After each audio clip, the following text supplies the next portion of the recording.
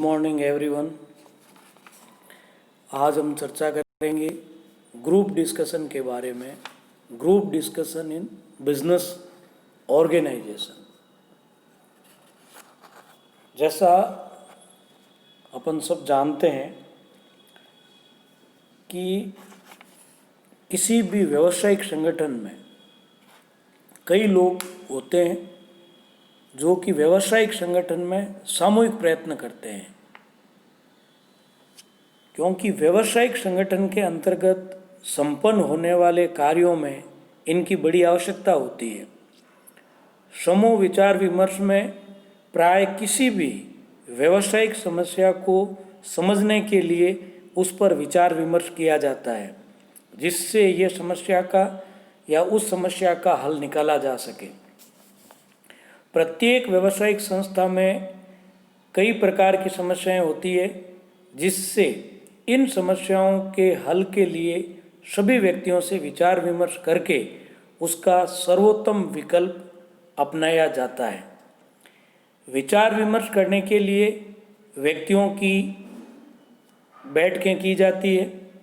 इन बैठकों में विभिन्न व्यक्ति अपनी अपनी समस्याओं को रखते हैं और इन समस्याओं के ऊपर विभिन्न व्यक्तियों द्वारा अलग अलग तर्क प्रस्तुत किए जाते हैं, जिससे कि समस्या का सर्वोत्तम ढंग से समाधान हो सके।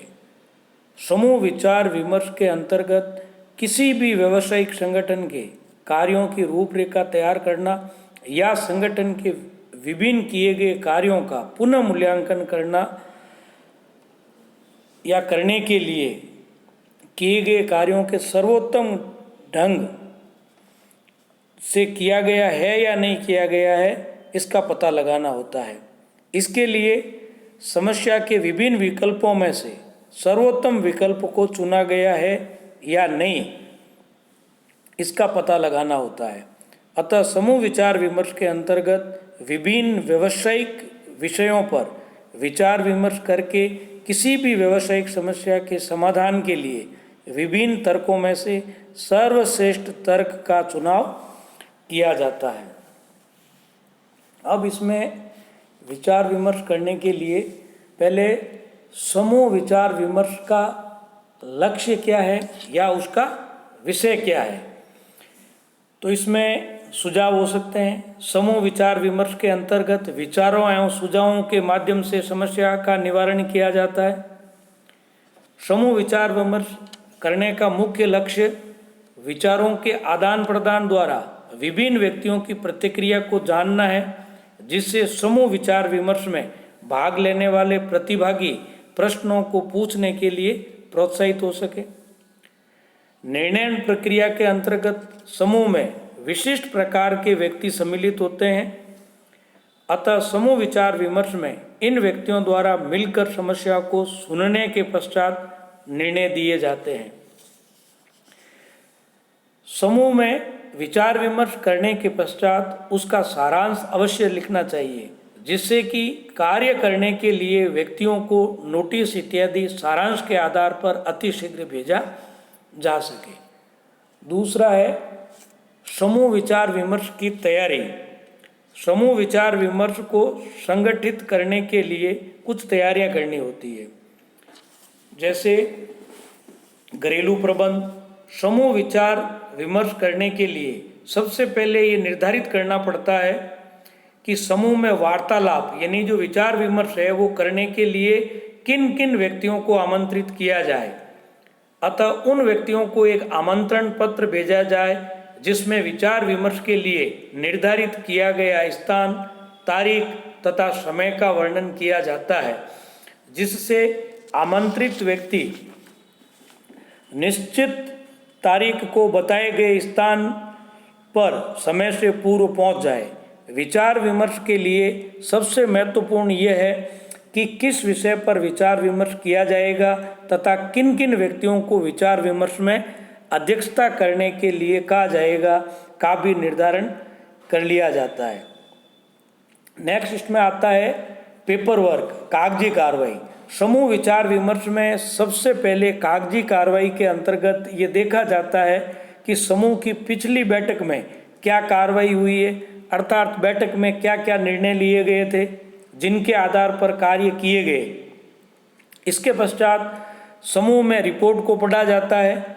समूह में विचार विमर्श करने के लिए एक लिखित रिपोर्ट तैयार करनी चाहिए, जिसके आधार पर इस बात का पता लगाया जा सके कि समूह में विचार विमर्श करके हम क्या प्राप्त करना चाहते हैं। इसमें इसका पर्पज भी शामिल है। समूह में विचारों का आदान प्रदान किया जाता है। समूह में इस बात का भी विशेष ध्यान रखा जाता है कि समूह में होने वाले विचार विमर्श के बारे में किसी विशेष परामर्श की आवश्यकता है। विचार विमर्श करने से पूर्व उन तत्वों का पता लगाना जिन पर विचार विमर्श किया जाना है तथा उन कारणों तत्वों पर यदि उच्च प्रबंध द्वारा सलाह ली जानी है तो इसके लिए एक लिखित रिपोर्ट की आवश्यकता होती है तथा उन कारणों को ध्यान में रखा जाता है एवं लिखा जाता है जिन पर विचार विमर्श किया जाना है। नेक्स्ट है इसका अध्यक्ष, रिकॉर्डर तथा सदस्यों की भूमिका। इसमें जब किसी व्यावसायिक संगठन में कोई भी विचार विमर्श समूह में किया जाता है तो समूह के अध्यक्ष के उत्तरदायित्व विचार विमर्श के उद्देश्यों से बढ़ जाते हैं, जिसके अंतर्गत अध्यक्ष ये देखता है कि समूह में विचार विमर्श करते समय निर्धारित नियमों का पालन किया गया है या नहीं, क्योंकि समूह का अध्यक्ष होने के कारण उसका ये दायित्व है कि वह विचार विमर्श के दौरान नियमों को बनाए रखे। कुछ चेयरपर्सन की रिस्पॉन्सिबिलिटी होती है, वो इस प्रकार है, क्योंकि समूह में विचार विमर्श करने से पूर्व अध्यक्ष समूह के अन्य सदस्यों को विचार विमर्श करने के विषय के बारे में बताता है तथा यदि लिखित रूप में विचार विमर्श करने के विषय पर कुछ तथ्य है तो उन तथ्यों को समूह में उपस्थित सभी सदस्यों में बंटवाया जाता है, जिससे अन्य सदस्यों को भी विचार विमर्श के विषय में पता चल सके। एक अध्यक्ष को अपने एजेंडा विचार विमर्श से पहले ही तैयार कर लेना चाहिए तथा आवश्यक चीज़ों को विचार विमर्श के दौरान उपलब्ध करा देना चाहिए। विचार विमर्श के दौरान समय का विशेष महत्व होता है, क्योंकि यदि अध्यक्ष विचार विमर्श को अधिक लंबा खींचता है तो यह एक समय नष्ट करने वाली प्रक्रिया होगी। अतः अध्यक्ष को चाहिए कि वह समूह में अपनी बात को एक निर्धारित समय में ही समाप्त करे, क्योंकि विचार विमर्श के दौरान अधिक समय लेने का विचार विमर्श पर बुरा प्रभाव पड़ता है। विचार विमर्श को समाप्त करने से पूर्व अपने विचारों का सारांश या जो मुख्य बातें हैं वो अवश्य बतानी चाहिए। विचार विमर्श में मुख्य बातें स्पष्ट करने के पश्चात इनका मूल्यांकन किया जाता है तथा इस बात का भी ध्यान रखा जाता है कि विचार विमर्श का मूल्यांकन करने के पश्चात एक रिपोर्ट बनाकर लिखित रूप में सचिव को दे दी जाए। इस रिपोर्ट की एक एक प्रति अन्य सदस्यों को भी वितरित की जानी चाहिए।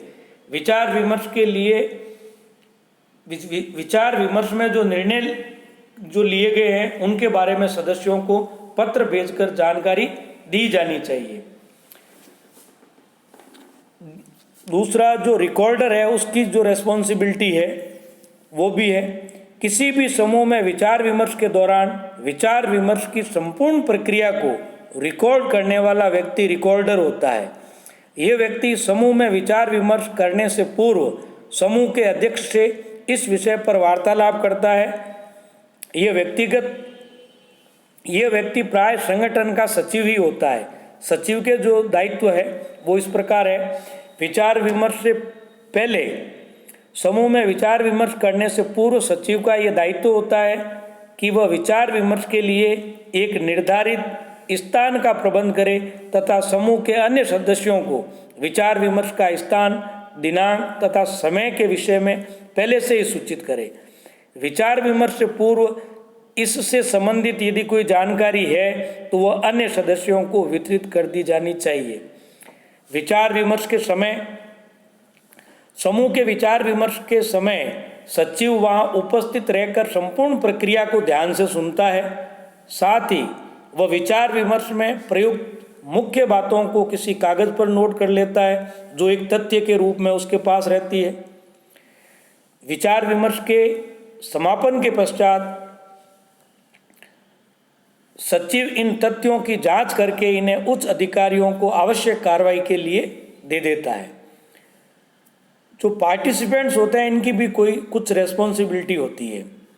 किसी भी समूह में प्रत्येक सदस्य का ये उत्तरदायित्व होता है कि वह विचार विमर्श के दौरान जागरूक रहे तथा विभिन्न विचारों को ध्यानपूर्वक सुने।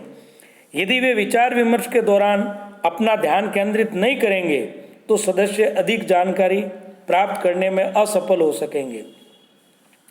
एक सदस्य को समूह में विचार विमर्श करने के पश्चात पूरे व्यावसायिक संगठन तथा व्यवसाय की कार्य प्रणाली के बारे में पता चलता है। विचार विमर्श सदस्यों को अपनी योग्यता को बढ़ाने का अवसर प्रदान करता है। एक अच्छा सदस्य एक अच्छा नेता बन सकता है क्योंकि वह संपूर्ण प्रक्रिया को ध्यानपूर्वक सुनता है और देखता है। इसके लिए उसे हमेशा अन्य सदस्यों के प्रति सहयोग की भावना रखनी चाहिए। दूसरों के विचारों को भी पूरा सम्मान देना चाहिए। समूह में विचार विमर्श के दौरान अन्य सहयोगियों तथा सदस्यों को कभी भी बाधा नहीं पहुंचानी चाहिए। एजेंडा का ध्यानपूर्वक अध्ययन करना चाहिए। इस विषय पर कुछ आवश्यक जानकारी को भी एकत्रित कर लेना चाहिए। एजेंडा के साथ वितरित की गई सभी सामग्री का भी ध्यानपूर्वक अध्ययन अवश्य करना चाहिए। यदि ये विचार विमर्श के समय अपनी बात रखना चाहता है या चाहते हैं तो उसे बिना किसी संकोच के प्रस्तुत करना चाहिए। परंतु इस बात का अवश्य ध्यान रहे